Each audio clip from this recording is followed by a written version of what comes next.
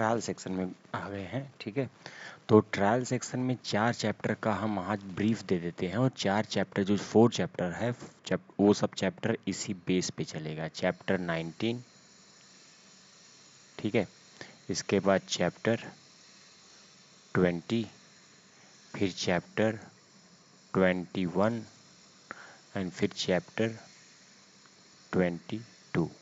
ठीक है, अब ये 4 चैप्टर हैं, लेकिन ये जो चैप्टर नंबर 19 है, ठीक है, ये बहुत इंपॉर्टेंट चैप्टर है।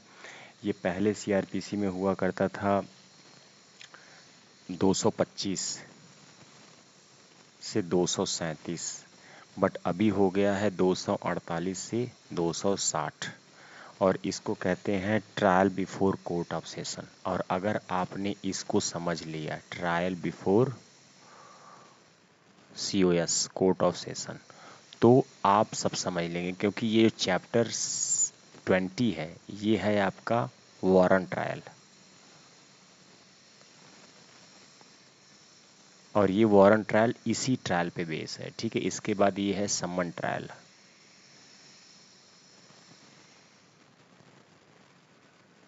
ठीक है, और इसके बाद ये है समरी ट्रायल। तो अब हम ट्रायल में आ गए हैं, लेकिन ये बहुत इंपॉर्टेंट है। इसकी पहले मैं आपको आउटलाइन बताऊंगा, इसके बाद 1 बाय 1 जो है आपको बताना शुरू करूंगा। सम वारंट ट्रायल है 261, BNSS का सेक्शन बता रहा हूँ। ठीक है, 200 चलो मैं CRPC का ही बता देता हूँ पहले। 238 टू 273, ठीक है, और ये है 261 से स्टार्ट होगा आपका, 261 से स्टार्ट होगा और 273 पे जाएगा। 261 ये यहाँ इसके आगे से, एंड 73 तक है। ये गलत है, ठीक है ना। तो ये BNS का सेक्शन है यहाँ तक। ठीक, इसके बाद आपका आ गया समन ट्रायल। समन ट्रायल स्टार्ट होगा 274 BNS की धारा से स्टार्ट होगा, और ये जाएगा 282 तक। ठीक, इसके बाद ये 283 से स्टार्ट होगा। कौन? Summary trial, power of try of summary trial, trial cases में। ठीक, तो ये 283 से स्टार्ट होगा आपका समरी ट्रायल, और ये जाएगा आपका 288 तक।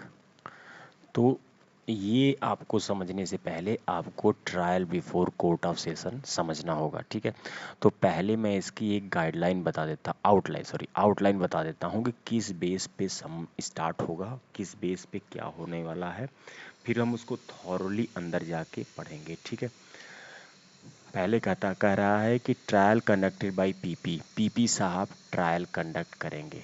ठीक है, तो ट्रायल देखिए, ओपनिंग बाय पीपी साहब।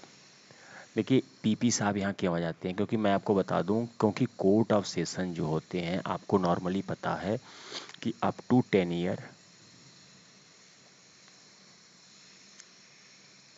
और एबव के केस देखते हैं, जो संगीन केस होते हैं। तो आप देखिए, जब पुलिस, आप इसमें कोर्ट ऑफ सेशन के पास क्यों आ गया ये मैटर, क्योंकि मैं आपको प्रीवियस वाले क्लास में बता दिया हूँ कि 233 BNS की धारा से जब जब पुलिस रिपोर्ट से जो जो केस है, जो मजिस्ट्रेट को लगता है कि exclusively tribal by court of session है, उससे जब ये कोर्ट ऑफ सेशन में आएगा तो वहाँ पे सिनारियो स्टार्ट हो जाएगा पीपी साहब का। पब्लिक प्रोसिक्यूटर इसी को कहते हैं सरकारी वकील। ठीक है, ये हो गए सरकारी वकील। ये क्या करेंगे, ये ही ट्रायल को कंडक्ट कराएंगे, फिर ये ओपनिंग करेंगे। तो ये कंडक्ट स्टार्ट करेंगे, तो ये है 248 BNS की धारा। फिर दूसरा है opening case of prosecution, case की जो भी ओपनिंग होगी पहले उठ के बाँचना यहीं शुरू करेंगे, 249। ठीक है, इसके बाद तीसरा है डिस्चार्ज। डिस्चार्ज का मतलब होता है कि यदि इन्होंने बोला और इन्होंने कहा कि नहीं केस में कुछ दम नहीं है, और डिस्चार्ज की कुछ कंडीशनें दी हुई हैं, अगर वो फुलफिल हुई, ठीक है, अगर वो जज को लगा कि नहीं ठीक है, कोई केस में दम नहीं है, तो उस समय आपको जो है डिस्चार्ज किया जाएगा केस से, ठीक है। बीएनएस की धारा 250। अब डिस्चार्ज नहीं होंगे, अगर आप डिस्चार्ज नहीं होंगे तो क्या होगा, या तो डिस्चार्ज होंगे या तो आप पे एक्यूजेशन लगेगा, तो फ्रेमिंग ऑफ चार्जेज स्टार्ट होगा। भाई या तो ये होगा, पीपी साहब जब ओपनिंग स्टार्ट करेंगे तो या तो वो डिस्चार्ज करवा देंगे, कोई मैटर नहीं है, और 60 दिन के अंदर में एप्लीकेशन डाल दिए डिस्चार्ज का, तो अब पीपी साहब ने ठीक से नहीं किया या नहीं करना चाहे या उनमें ज़्यादा उनको इंटरेस्ट नहीं है, तो आप डिस्चार्ज हो जाएंगे। यदि डिस्चार्ज नहीं होंगे तो गिल्टी होंगे, और गिल्टी होंगे तो फ्रेमिंग ऑफ चार्जेज होगा, ठीक है।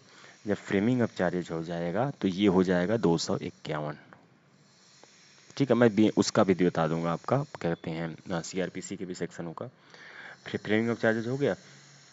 अब इसका फ्रेमिंग ऑफ चार्जेज के बाद आपको ये कहा जाएगा कि प्लीड गिल्टी करो, या तो प्लीड गिल्टी करो, थोड़ी बहुत सज़ा मिल जाएगी, ठीक है, मैटर ख़त्म हो जाएगा। ये हो गया 252, प्लीड गिल्टी हो गया दिस, ठीक है। फ्रेमिंग ऑफ चार्जेज हो गया। फ्रेमिंग ऑफ चार्जेज के बाद आपको ऑप्शन मिलता है कि आप गिल्टी प्लीड करना चाहते हैं कि नहीं करना चाहते, ठीक है। तो अगर आप गिल्टी प्लीड करना चाहते हैं, इफ़ प्लीड गिल्टी, तो 252 के तहत सेक्शन चलेगा। देखिए मैं अभी आपको ब्रीफ बता रहा हूँ, ठीक है। बाकी 1 बाई 1 क्या होता है किस सेक्शन में, मैं वो सब बताऊँगा। और अगर आपने प्लीड गिल्टी नहीं किया तो क्या होगा, प्लीड गिल्टी कर दिया तो इसी बेस पे कन्विक्शन होगा, मतलब ठीक है, जैसा मैं अपनी गलती मान रहा हूँ वगैरह वगैरह, ठीक है। तो कन्विक्शन ऑन प्लीड गिल्टी, फिर आपको कन्विक्शन इसी प्लीड गिल्टी पे होगा। अगर प्लीड गिल्टी आपने नहीं किया तो डेट ऑफ प्रोसिक्यूशन एविडेंस, ठीक है। प्रोसिक्यूशन केस लेके आया है, डिफेंस तो लेके आया नहीं है। प्रोसिक्यूशन और डिफेंस क्या होता है मैं आपको बता चुका हूँ, ठीक है। प्रोसिक्यूशन ऑफ प्रोसिक्यूशन, हाँ, date of prosecution, date of prosecution evidence, मतलब प्रोसिक्यूशन से कहा जाएगा कि भैया एक डेट फिक्स की जाएगी कि अब इस डेट को आपको जो है आपको एविडेंस देना है। तो ये हो गया 253, ठीक है। तो इसमें क्या क्या प्रोसीजर होता है वो भी मैं आपको 1 बाई 1 बताऊंगा, ठीक है। अब इसके बाद जब date of prosecution witness evidence हो गया तो एविडेंस ऑफ प्रोसिक्यूशंस, अब एविडेंस लिया जाएगा प्रोसिक्यूशंस का, ठीक है। प्रोसिक्यूशन का एविडेंस लिया जाएगा। देखिए होता क्या है ना कि जो नॉलेजेबल वीडियो होते हैं वो मेरा ही हो चाहे किसी और का हो, उस पर कोई व्यू नहीं आते, कोई लाइक शेयर नहीं आते। अभी शॉर्ट फिल्म में देखना होगा तो वो क्या हो रहा है सबको पता है, ठीक है। अच्छा, डेट ऑफ, मैं एक बार फिर से रिवाइज कर देता हूँ, डेट ऑफ प्रोसिक्यूशन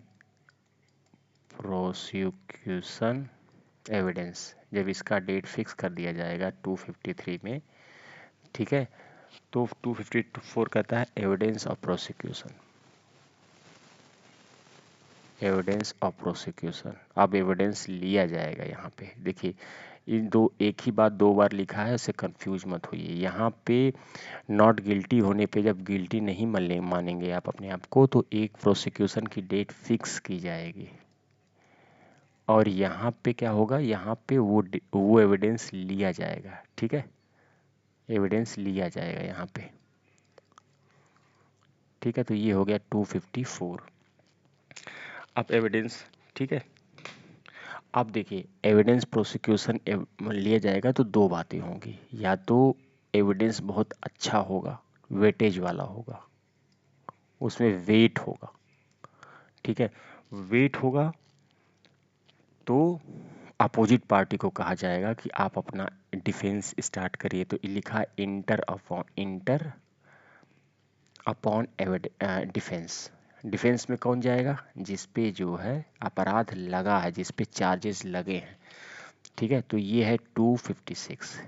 और अगर एविडेंस लेते समय, प्रोसिक्यूशन का एविडेंस लेते समय कोई वेट नहीं है, नो वेट, कोई मतलब ही नहीं है, उसमें कोई दम ही नहीं है, तो यहीं पे इक्विटल हो जाएगा, ठीक है। ये है 255।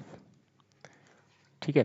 तो एविडेंस लेने के बाद यदि एविडेंस में दम होगा तो एक्विटल होगा, अगर एविडेंस में दम नहीं होगा तो अपोजिट पार्टी से कहा जाएगा कि इंटर अपॉन डिफेंस, आप अपना डिफेंस स्टार्ट करिए। ठीक है। और जब ये डिफेंस दे देंगे तो इसके बाद आर्गूमेंट होगा, किस में? आर्गूमेंट किस में होगा? आर्गूमेंट होगा दो पार्टियों में, एक है प्रोसिक्यूशन और दूसरा है डिफेंस। ये आपका विक्टिम का एरिया होता है, ये विक्टिम प्रोसिक्यूट करवाता है स्टेट के जरिए और डिफेंस अपना जो है बचाव करता है, ये एक्यूज होता है। ठीक है। तो ये 257 कह रहा है कि अब आर्गूमेंट होगा। ठीक है। अब क्या होगा? आर्गूमेंट होगा। तो आर्गूमेंट के बाद क्या होगा? आर्गूमेंट के बाद जजमेंट आएगा, लेकिन जजमेंट से पहले, ठीक है, ये आगे आपका आर्गूमेंट मैं एक बार फिर लिख देता हूँ। आर्गूमेंट है आपका 257। ठीक है। इसके बाद क्या है? जजमेंट और एक्विटल ऑन कन्विक्शन। ठीक है। अब आएगा क्या? जजमेंट। अब यहाँ पे अब आर्गूमेंट होने के बाद या तो एक्विटल होगा बंदे का और या तो कन्विक्शन होगा। अब इसका जजमेंट आएगा, ये है 258। ठीक है। अच्छा, इसको आने से पहले 259 कह रहा है कि हम प्रीवियस कन्विक्शन को भी कंसीडर करेंगे। अगर आप प्रीवियस कन्विक्ट हुए हैं तो इस कन्विक्शन का इस कन्विक्शन पे इफेक्ट पड़ेगा।